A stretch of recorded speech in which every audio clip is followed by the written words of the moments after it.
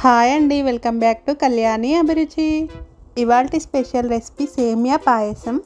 సేమియా పాయసం ఎన్నిసార్లు చేసినా ఒకే టేస్ట్తో రావాలంటే నేను చెప్పిన విధంగా చేయండి. మీరు ఎన్నిసార్లు చేసినా అదే టేస్ట్తో ఉంటుంది.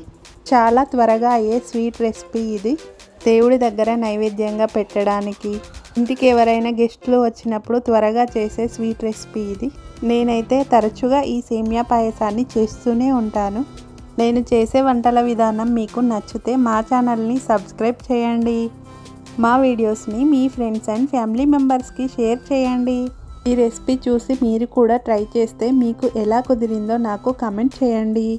సేమియా పాయసం చేసుకోవడానికి కడాయిలో 1.5 టేబుల్ స్పూన్ నెయ్యిని వేసి, నెయ్యి హీట్ అయ్యాక స్టవ్ మీడియం ఫ్లేమ్లో పెట్టుకొని 1 టేబుల్ స్పూన్ జీడిపప్పును వేసి కాస్త ఫ్రై చేసి, 1 టేబుల్ స్పూన్ బాదం పప్పును వేసి ఫ్రై చేసి, 1 టేబుల్ స్పూన్ ఎండు ద్రాక్షను వేసి, ఎండు ద్రాక్ష ఇలా పొంగే వరకు ఫ్రై చేసి వీటన్నిటిని తీసి వేరే ఒక ప్లేట్లోకి వేసుకోవాలి. ఇలా dry fruits golden brown colour వస్తే బాగుంటాయి. ఇందులోనే 1 కప్పు సేమియా వేసి స్టవ్ మీడియం ఫ్లేమ్లో పెట్టుకొని ఈ సేమియాను 4-5 నిమిషాలు ఫ్రై చేసుకోవాలి.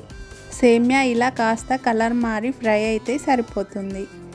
ఈ సేమియా మొత్తం తీసి ఒక బౌల్లోకి వేసుకోవాలి. స్టవ్ హై ఫ్లేమ్లో పెట్టుకొని ఇందులో 2 కప్పుల వాటర్ని వేసుకోవాలి. వాటర్ మరుగుతున్నప్పుడు సేమియాని వేసి మొత్తాన్ని ఒకసారి కలిపి, సేమియా 5-6 నిమిషాల్లోనే ఉడుకుతుంది. మధ్య మధ్యలో ఇలా కలుపుతూ ఉండాలి. సేమియా ఉడికిందో లేదో ఒకసారి చెక్ చేసుకోవాలి. సేమియా ఇలా ఉడకగానే స్టవ్ మీడియం ఫ్లేమ్లో పెట్టుకొని 2 కప్పుల పాలని వేసుకోవాలి. పాలు మరిగించి కాస్త వేడిగా ఉన్న పాలనే వేసుకోవాలి. పాలు వేశాక మరో 5-6 నిమిషాలు సేమియాని ఉడకనివ్వాలి. పాలు 2-3 పొంగులు వచ్చి కాస్త చిక్కగా అయ్యాక 1/2 కప్పు షుగర్ని వేసుకోవాలి. 1/2 టీ స్పూన్ ఇలాచీ పౌడర్ని వేయాలి. షుగర్ కరిగేంత వరకు 5-6 నిమిషాలు ఉడికించి ముందుగానే ఫ్రై చేసి పెట్టుకున్న డ్రై ఫ్రూట్స్ను వేసి మొత్తాన్ని ఒకసారి కలిపి స్టవ్ ఆఫ్ చేయాలి.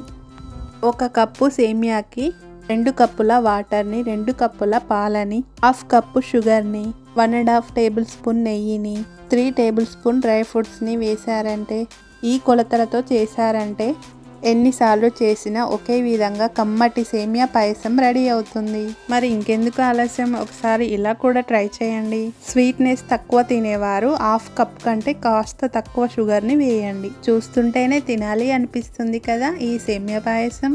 మీరు కూడా చేసేసి మీరు మీ ఫ్యామిలీతో పాటు ఎంజాయ్ చేయండి.